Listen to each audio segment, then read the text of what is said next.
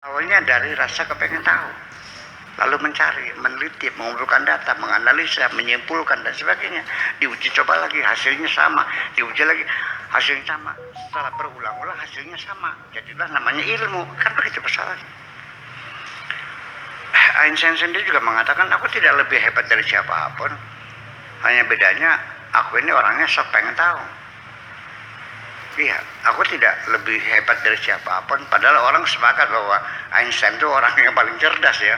Yang diduga IQ-nya itu mungkin sudah sampai 150. Tapi dia tetap mengatakan bahwa saya tidak merasa hebat kok. Just because I'm curious. Nah, sebabnya karena aku ini selalu kepengen tahu, curious, selalu kepengen tahu terus. Tuh, makanya diuji, diperhatikan, dianalisa, disimpulkan dan seterusnya. Itu maksudnya. Jadi dua, kewaspadaan diri selalu dikontrol Allah, dan yang kedua adalah selalu kepengen tahu, sehingga dipikirkan, diuji dan sebagainya. Makanya alladzina yadhkurullaha qiyaman wa qu'udan wa 'ala junubihim wa yatafakkaruna fi khalqis samawati wal ardh wa qalu subhanaka ma khalaqta hadza batila. Kesimpulannya mereka mengambil kesimpulan bahwa ternyata apapun yang kau ciptakan tidak sia-sia. Sementara ini kita mengatakan tidak ada gunanya karena kita belum tahu. Setelah diuji ternyata tidak sia-sia. Usus buntu itu dalam beberapa ratus tahun para dokter mengatakan itu tidak ada fungsinya. Tapi sekarang ternyata ada, nggak mungkin tidak ada fungsinya tuh. Nah, kemudian ada otot di sini di kaki kita. Ini juga para nanya ahli maskal ya, ahli otot ini apa ini? Sekarang ternyata dipakai buat jalur arteri di jantung. Itu kan persoalannya. Jadi kalau kamu nggak tahu, jangan bilang ada gunanya. Belum tahu aja lah bilang gitu. Jangan bilang ada gunanya. Nggak mungkin Allah membuat sesuatu tidak ada gunanya. Innallaha la yastahi ayyadriba masalan ma ba'udatan fama fawqaha. Ya, sampai nyamuk juga ya ada gunanya. Apa gunanya? Ilmu aja masih makan orang bikin lainnya, bikin obat nyamuk. Masih makan orang bikin hutan. Berapa juta orang yang bisa makan tuh. Tapi saya kira bukan itu ya, ada sesuatu yang manfaat yang ada dalam nyamuk itu. Kita lanjut. Udhkuril haqqa azza wa jalla awalan biqalbika. Jadi berzikir kepada Allah itu pertama-tama adalah dengan hatimu. Berzikir itu dengan hati. Awalan biqalbika tsumma biqalibika tsaniyan. Kemudian baru dengan badanmu, dengan ragamu. Entah membaca tasbih, entah membaca apapun. Sebab bagaimana juga saya melihat bahwa tasbih yang kita putar-putarkan dengan tangan itu minimal itu menambah konsentrasi. Ya, tongkat komando itu diperlukan ketika di mimbar.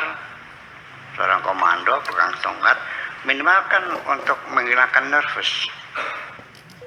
Kalau kita gagap sebagai public speaker karena di hadapannya orang-orang besar, kita kan grogi. Nah, saya kira mengalihkan perhatian dengan memegang sesuatu, mencet satu, itu akan bisa terkendali. Satunya lumayan. Jadi kalau zikir itu, kalau dengan mulut wiridan, ya, cobalah diputarkan tasbih sekeras-kerasnya, war. Protol, beli lagi, war lagi. Lumayan gitu. Ya sudah saya jelaskan dengan Profesor Hans bahwa salah satu maksud dari berdoa itu kan mensugesti diri kita sendiri, memunculkan harapan-harapan. Itu. Ya, itu nanti Mr. Han bisa kita bahas yang berikutnya. Kemudian tsumma biqalbika tsaniyan udhkurhu biqalbika alfa marrah. Berzikirlah kepada Tuhanmu dengan hatimu 1000 kali. Wa bilisanika marratan, dengan lidahmu cukup sekali, tapi berzikir dengan hatimu 1000 kali. Jadi aktivitas hati itu ketika berzikir 1000 kali, raga kita cukup satu kali, bandingannya 1/1000 saja. Jadi lebih dipentingkan itu. Uzkurhu inda maji'il afat bisabri. Berzikirlah kepada Allah ketika engkau menghadapi musibah, yaitu dengan kesabaran. Kesabaranmu itu adalah berzikir kepada Allah. Wa inda maji'id dunya, dan ketika kedatangan rezeki dunia yang banyak, bitarki, dengan kita meninggalkannya dengan cara mengabaikannya atau tidak terlalu memuja-muja. Itu saya maksudnya. Artinya jangan sampai menimbulkan kesombongan ketika kita dilimpahi materi yang banyak. Wa inda maji'il ukhra bil qabul, ketika kedatangan keakhiratan, di situ dengan sikap penerimaan, siap menerima. Wa inda maji'il haqqi, ketika kedatangan kebenaran atau Tuhanmu, bitauhid, berzikirnya dengan mengesahkan Tuhan. Wa inda maji'i ghairihi fil jumlati, dan ketika kedatangan apa saja selain Allah, apakah dapat pangkat, apakah dapat rezeki, apakah dapat apa sajalah, dapat suami, dapat istri, dapat anak, dapat untung dan sebagainya, itu bil i'radi anha, dengan berpaling, dengan balik badan. Idza arkhaita inana nafsika au anana nafsika, ketika engkau kendorkan pelana nafsumu. Pelana itu artinya, kalau kuda itu, pelana itu untuk nyetir kuda, mengendalikan kuda supaya jangan lari kencang-kencang, supaya jangan belak-belok seenaknya pakai pelana.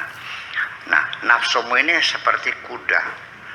Pelananya kalau kamu lepaskan, kamu kendorkan, tomaat fika, dia akan tomak kepada dirimu. Artinya nafsumu itu akan menuntut banyak permintaan kepada dirimu. Artinya bahasa Jawane anggone akeh kepengenannya, akan memunculkan berbagai harapan, cita-cita, keinginan gak habis. Habis beli mobil, beli TV, beli tas Hermes, beli Rolls Royce. Setelah itu beli rumah di Menteng. Setelah itu pengen jadi menteri. Setelah itu gak akan selesai. Dan itu ujungnya akan membinasakan dirimu sendiri.